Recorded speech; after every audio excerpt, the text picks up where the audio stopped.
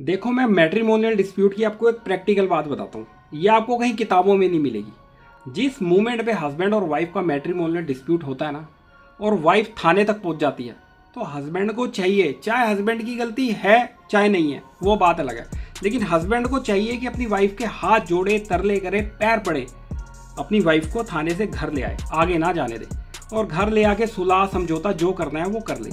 क्योंकि जिस मोमेंट पर वाइफ कोर्ट चली जाती है ना, तो उसको फ्री के सलाह देने वाले बहुत मिल जाते हैं। कोई नियर एंड डियर ये नहीं चाहेगा कि आपका घर बस जाए। वो आपकी वाइफ को ये सलाह देंगे, अरे तू 498 का केस डाल दे, तू दहेज का 406 डाल दे, तू डोमेस्टिक वायलेंस का केस डाल दे, तू सेक्शन 125 में अपनी मेंटेनेंस डिमांड कर दे, तू डोमेस्टिक वायलेंस में अपनी मेंटेनेंस मांग ले। अब वाइफ को लगता है मेरे इतने अधिकार हैं, मुझे तो पता ही नहीं है। अब वाइफ क्या करती है, जिस पेड़ पे बैठती है ना, वो उसी को काटने की तैयारी शुरू कर देती है। वो क्या करती है, सारे केस फॉल्स फैब्रिकेटेड, उसके साथ जो कुछ हुआ है चाहे नहीं हुआ है, वो केसेस में क्या क्या लिखकर उस पर, उसकी फैमिली वालों पर केस डाल देती है।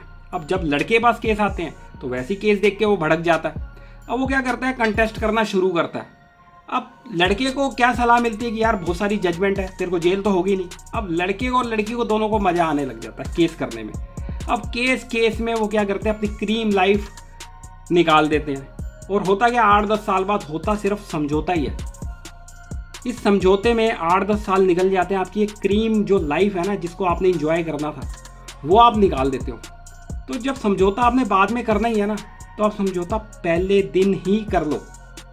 ठीक है, मैं तो ये कहूँगा शादी की है तो उसको निभाओ, नहीं तो समझौता पहले दिन ही कर लो। कोर्ट कचहरी में बिल्कुल अवॉइड करो उसको।